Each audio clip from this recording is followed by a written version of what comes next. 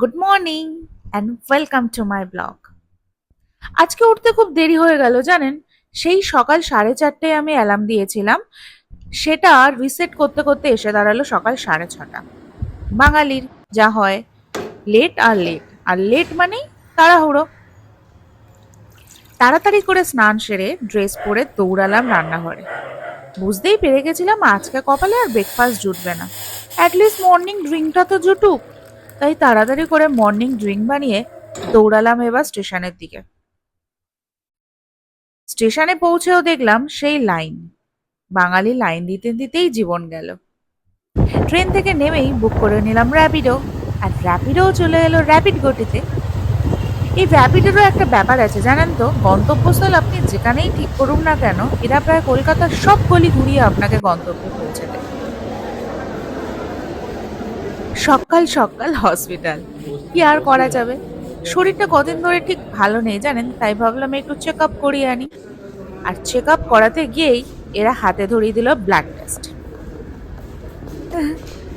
রক্তও নিল, টাকাও। হসপিটাল থেকে বেরিয়ে চারপাশটা একটু দেখছিলাম। অ্যাপোলো হসপিটালটা বেশ ওয়েল অর্গানাইজড, কিন্তু প্রতিদিন কত হাজার হাজার মানুষের এখানে আগমন ঘটে, বেশ ওয়েল মেনটেন্ড। হসপিটাল থেকে বেরিয়ে গেটের দিকে পৌঁছাতেই দেখলাম আকাশের মুখ ভার। বুঝলাম অবস্থা বেগতিক, খুব তাড়াতাড়ি বৃষ্টি ঝেঁপে আসবে। চারপাশটা দেখছিলাম, কি সুন্দর বৃষ্টির পূর্ব মুহূর্তটা না। এটা যদি এখন গ্রাম হতো, চারপাশে একটা সুন্দর মেঠো গন্ধ ভেসে বেড়াতো। এরপর বৃষ্টিটা ধরতেই র্যাপিডো বুক করে দৌড়ালাম হাইল্যান্ড পার্কের দিকে। হাইল্যান্ড পার্ক আর নিউ টাউনের মধ্যে দূরত্বটা যেন ফুরোচ্ছিলই না। কেন মনে হবে না বলুন তো, এত বিশ্রী একটা ঘেমো ওয়েদার, চ্যাটচ্যাটে চ্যাটচ্যাটে। আর এই গাড়িগুলো দেখেছেন, এরা যাবে নিজেরা, পিছনের লোকজনকেও ভিজিয়েই যাবে। কপালও সত্যি, যাই হোক, এদেরও বলে লাভ নেই। আজকে বৃষ্টির দিনে আমারই ক্যাব বুক করা উচিত ছিল, ভুলটা আমারই, লোককে দোষ দিয়ে কি হবে। এরপর পৌঁছেই বুক করে নিলাম টিকিট। মুভির নাম কালকি, নিশ্চয়ই শুনেছেন। বর্তমানে প্রচন্ড চর্চায় আছে মুভিটা, কেউ বলছে ভালো, কেউ বলছে খারাপ, একটা মিক্সড রিভিউ পেয়েছি। বন্ধুদের সাথে দেখতে যাওয়ার কথা ছিল, কিন্তু কারোরই বিশেষ সময় হয়ে উঠলো না, তাই ভাবলাম নিজেই চলি। তাই পায়ে পায়ে দৌড়ালাম এবার হলের মধ্যে। আমি সকালবেলা যখন ওয়েদার দেখে বেরোই, তখন না একবারও বুঝতে পারিনি যে আজকে বৃষ্টি হতে পারে। যদি জানতাম, একটা এক্সট্রা আউটফিট ক্যারি করতাম।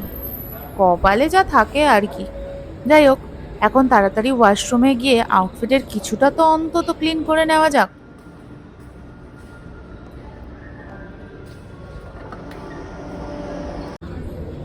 বাঙালি বলে কথা, ওসব মুভি টুভি পরে হবে। তাই পৌঁছেই কেএফসি থেকেই কম্বো প্যাকটা অর্ডার করে নিলাম। থামস আপের বুদবুদ গুনছিলাম আর চারপাশটা দেখছিলাম। আমি ছাড়া এখানে একা বলতে আর কেউই নেই, সবাই কারোর না কারোর সাথে এসেছে। আজ অনেক বছর পরে এখানে আসা, সেই কলেজ লাইফের পর। যাই হোক, অনেক কিছু ভেবে টেবে নিয়েছি বাবা, ক্লান্ত হয়ে পড়েছি। বসে থাকতে থাকতে ভাবলাম হাতে তো একটু সময় আছে, তাহলে একটা কেক ট্রাই করে নেওয়া যাক। কেকটার কি একটা যেন খটোমটো নাম ছিল, ঠিক মনে নেই। 158 টাকা নিল, কিন্তু বেশ টেস্টি। খেয়ে দিয়ে এবার দৌড়ালাম আসল উদ্দেশ্য যেখানে, মুভি দেখতে। গেটের সামনে পৌঁছে দেখলাম গেট ক্লোজ, এখনো সময় হয়নি।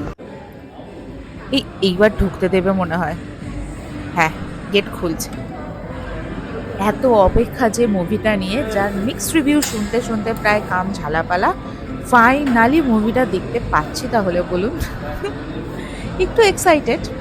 ঠিক আছে, মুভি শেষে আপনাদের রিভিউ দেব। হলে ঢুকতেই হাতে ধরিয়ে দিল এই 3D ক্লাসটা।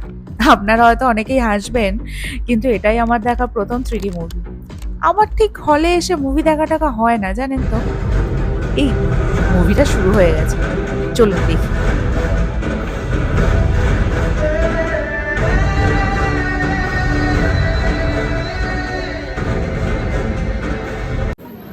প্রচন্ড বাজে মুভি, মাইথোলজির বাপমা উদ্ধার করে দিয়েছে। সত্যি কথা বলতে আমার প্রচন্ড মাথা যন্ত্রণা করছে, আমি বাড়ি যাব, আমি ঘুমাবো।